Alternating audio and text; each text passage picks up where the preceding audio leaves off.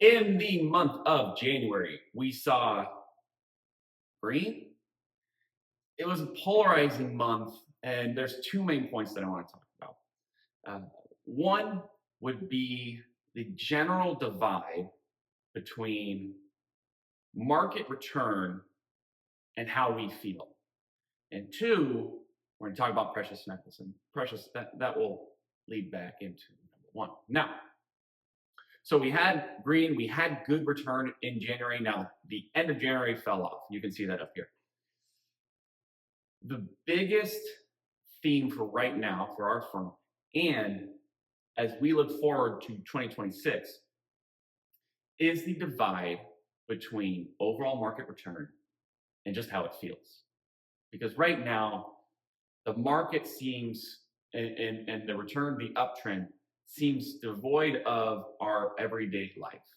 There's a divide there. The market continues to trend up, so if we have assets, we feel better, but we know and understand inflation's still around, or higher inflation is still around, I should say. We aren't earning as much, or we haven't kept up with as much. Maybe our energy bills are going up because energy infrastructure, now with all this CapEx spend, hasn't kept up for decades, and now it's catching up now. But there's a divide right now. And that is more or less from the people who have and the people who don't. And one of the biggest notes is to get our money to work. Some sort of investment. So obviously we love the market here, but we love real estate. We love all forms of investment. And it's so important to spend a little bit less, save and invest a little bit more, and a little bit more, and a little bit more. That's the discipline that we need to have. Because this divide, unless drastic political changes happen, is going to continue. And I would argue that those political changes that would need to happen aren't necessarily better for us in the long run. So there's a divide there. There's a divide between the market and the economy. There's midterms are coming up right this year, so there's going to be a natural divide. Politicians are going to be just pointing fingers across the aisle, and it's going to be an unfortunate year. So I would categorize the year 2026 as a divide. So let's be ready for that. And now one of the greatest examples might be the drop off in precious metals. Now, once again, last year was humongous for gold and silver. Now in January, we see copper rising again, as well.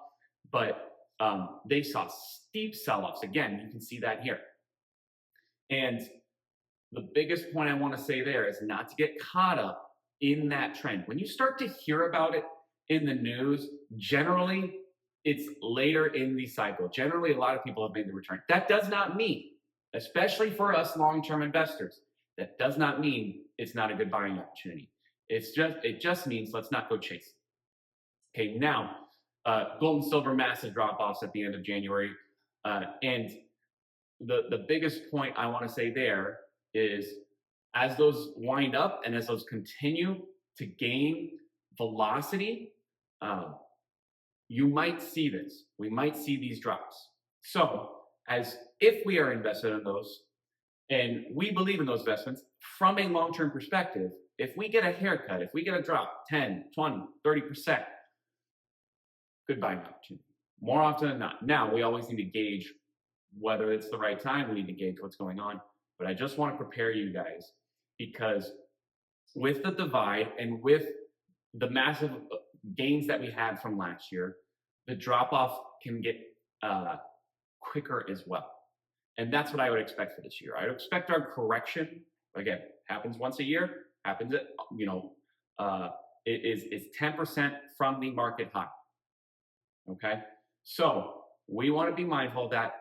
I would expect it to be fast. So we want to be ready if we want to invest in that point, but we want to be ready for a down trough that is potentially more violent because, again, as things have been divided, as people haven't understood why we've continued on the uptrend, as those with have continued to gain and those without have continued to lose, all of this is going to get faster. So be ready for it, look through it, and be ready to be an investor for 30 years, not 3 years. Anyways, thank you guys so much for watching. I look forward to seeing you in February.